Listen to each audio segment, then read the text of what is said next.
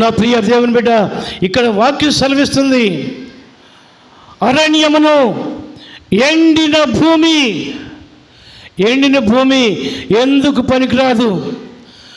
నీరుంటే కదా, నీరు పోస్తే కదా దానికి, అది ఫలించడానికి, మంచి భూమిగా మారటానికి,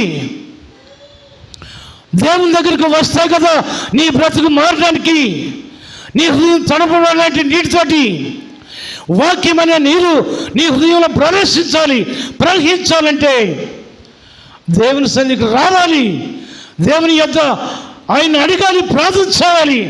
దేవా నా బ్రతుకును మార్చు అని చెప్పి నువ్వు అడిగి ప్రార్థన చేస్తే నీ హృదయాన్ని దేవుని యొక్క వాక్యము అనే నీరు తడుపుతుంది.